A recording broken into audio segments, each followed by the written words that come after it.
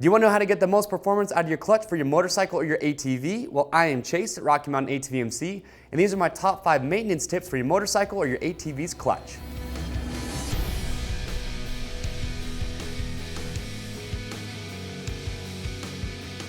So the clutch on your motorcycle or your ATV, it's simple, right? You pull it in when you want to stop or shift gears, you let it out when you want to get power to the ground and you want to go forward. Well, I wish it was that easy. The truth is, the clutch is one of the hardest working components on your motorcycle. It takes all the power from the engine and it gets it to your transmission into the rear wheel. So you don't need me to tell you that it is very, very important to keep this thing in tip-top shape. Now, even a well-maintained clutch over time, it's gonna lose some of its performance, and that's why it's really important you wanna be doing your regular maintenance. So without further ado, these are my top 5 tips to keep your clutch for your motorcycle or ATV in tip-top shape. So for my first tip, this is gonna be a long one, but it's gonna be the most important in my top 5, and it is having enough free play in your clutch lever. So what is free play? Well, free play is the amount of movement that you have in your clutch lever in your cable before you actually start to compress your springs and disengage your clutch. So why do you need free play? Well, when your clutch's lever is all the way out and your clutch is engaged, it's getting all that power to the rear wheel, what is happening is your clutch springs are putting pressure on your pressure plate, which is squeezing your friction and your drive plates together, which is getting that power to the ground. When you pull your clutch in, what you're doing now is you're essentially pushing the pressure plate off the clutch pack, which is gonna disengage your clutch. And all that spring tension is gonna be up here in your clutch lever. So with all the spring tension up here in the clutch lever, that's gonna allow your friction in your drive plates to disengage. So why do you need that free play? Well, having enough free play in your clutch lever is gonna ensure that you have the optimum or the maximum amount of spring force on your clutch pack. So if you don't have enough free play in the lever, well, what can happen is this can cause you to have some of that spring tension up here in the lever in the cable and not on your clutch pack where it needs to be. Now, if this is the case, well, what can happen is your clutch plates can start to slip, which you absolutely do not want. What this can do is start to fry your clutch.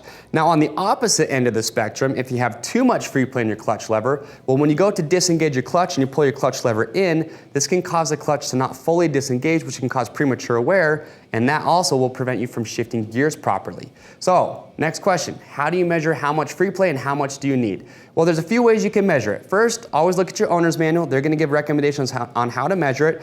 Probably one of the most common ways is to measure the amount of movement you have at the end of your clutch lever. So what they'll recommend is you squeeze your clutch cable or your clutch lever and you measure the distance that it moves here at the end of your lever. Another way is gonna be the old nickel trick. And what you will do here is you'll pull on your clutch lever, and right here where your clutch lever touches your clutch perch, if you can take a nickel and you can fit it in there with pretty easily, you're not gonna have a lot of extra room, it's not too tight, that is a good indicator that you have enough free play. Now a third way to do it, now this is a trick and a tip that I have for you because they're not gonna recommend this, is actually using your cable here where it goes into your adjuster. So what I like to do, and I do this because my clutch setup actually has a guard that goes over my clutch so I can't see where it touches my clutch perch. So what I'll do is I'll take my clutch cable and I'll just pull on it. You don't need to yank on it super hard, but I'll pull right here and then I'll just sit there and I'll pull my clutch lever. Now you can actually see it move right here where it goes into the adjuster. So as long as I have a few millimeters of movement there, that to me is a good indicator that I have enough free play in my clutch. Now you gotta remember too that when you're out riding around, when your clutch is getting hot and cold, your free play is gonna change. This is important that you always keep up to, you always wanna make sure you're monitoring that as you're riding. And this is also the reason that I like to have an on-the-fly adjuster with my clutch. So I've got this ASV C6 setup. Now this on-the-fly adjuster is nice because it makes it very easy to adjust the free play and I can do it while I'm even riding. So you wanna make sure you're monitoring that. But that's gonna be my first tip, is making sure that you have enough free play in your clutch lever. Okay, so for my second tip, it's gonna be inspecting your drive plates and your friction plates. Now before we really get into that, I'm gonna take you back to science class. We're gonna do some anatomy and I'm gonna show you exactly what's going into your clutch.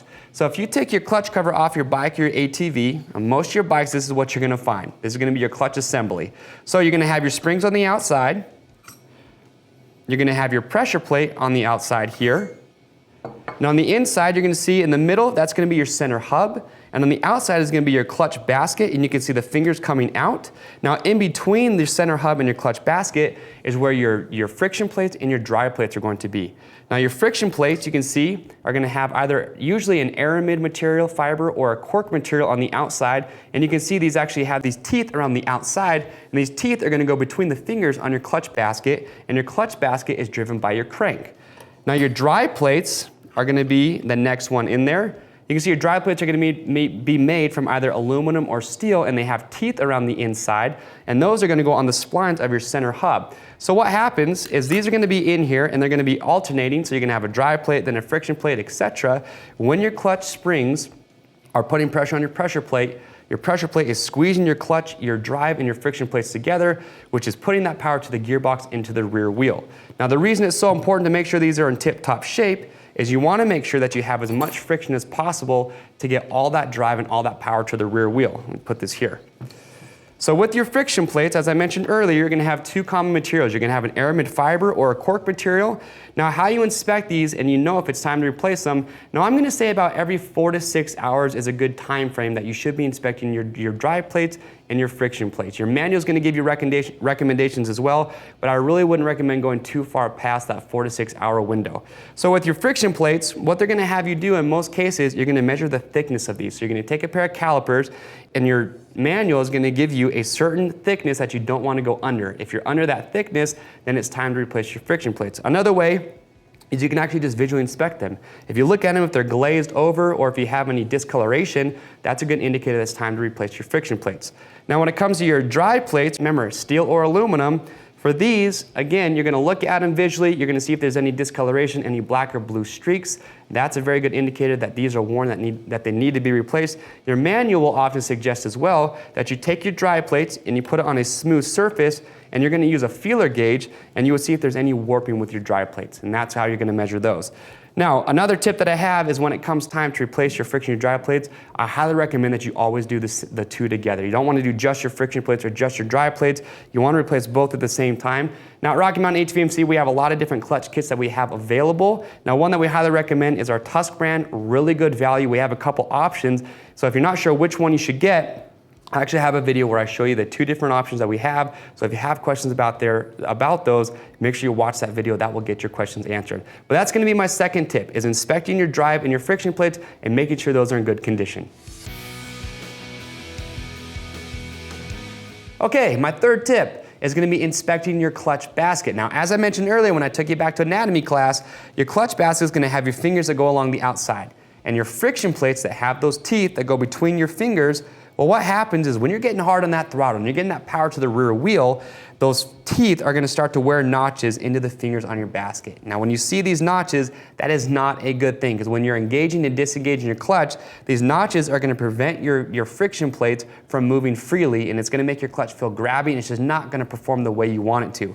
So if you see these notches in your fingers, it's a good indicator it is time to get this replaced. Now, I have seen some riders actually use a file and file these down to try and smooth it out. I highly do not recommend that, because there are tight tolerances there, and doing that can actually interfere with that. So if you see these notches on the fingers in your clutch basket, it is time to get it replaced. Now you have a couple options. You can go with a full OEM clutch basket that we offer on our website, or what a lot of riders from weekend warriors all the way up to your top level pros use is they're going to use billet aluminum components for their clutch. So this is a Hinson clutch setup or a clutch kit that I have on the table. So the billet aluminum, it's much stronger, it's much more durable, it's going to last a lot longer, so you're going to get a lot more life out of your components.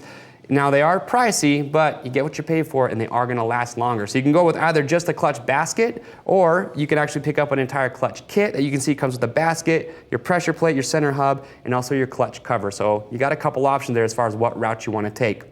Now I do recommend also you want to look at your clutch basket, because some are going to have rubber cushions that are going to go between the basket and your primary drive gear. So you want to inspect those as well. You want to make sure that there's not a lot of free play and that they're not cracking. If they are, it's time to get those replaced as well. But that's going to be my third tip, is inspecting your clutch basket to make sure it's in good condition.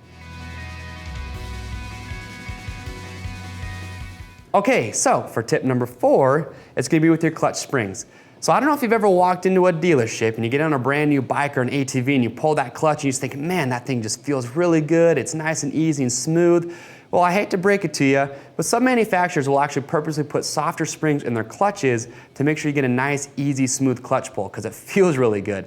Unfortunately, if you're a hard, aggressive rider, those springs, those softer springs, might not be stiff enough to prevent your plates from slipping inside your clutch, which we talked about earlier is never a good thing. So what I recommend is getting aftermarket springs. So you can see on the table here, these are our Tusk brand. So these are gonna be about 10% stiffer than most of your OEM springs. And what that's gonna make sure is that you're getting enough pressure on the pressure plate to really squeeze the clutch pack together hard enough to make sure you're not getting clutch slippage, you're getting all that power to the rear wheel. So if you haven't yet, it might be a good idea to look at your clutch springs and get those replaced. Now, another tip that I have for you is if you feel like your clutch pull is just really, really hard, harder than it used to be, or maybe you've just ran out of adjustment with your clutch cable, well, a culprit of that can actually be your actuator arm and your push rod. So the reason I say this is because I've actually got this one pulled out of an old YZ250, and you can see your push rod is what's pushing your pressure plate off your clutch pack, and you can see right here with the actuator arm, it is pretty worn out. And so the rider of this YZ250 was really complaining about how hard the clutch pull was. He didn't have any adjustment left. So we pulled this out, and you can see just how worn out it is. So we replaced it, and right away, he had a lot better feeling. It was easier to pull in his clutch. He had adjustments, clutch lever. So again, if you don't have any free play left, or if you feel like your clutch pull is just really, really hard, this could be the culprit. Now, if you've never done this before, if you've never pulled one or inspected it, we have a video where we show you how to do that, so make sure you give that a look, because remember, this makes a big difference when it comes to the feel and the performance of your clutch. So that's gonna be my fourth tip, is going to aftermarket stiffer springs and inspecting your push rod and your actuator arm.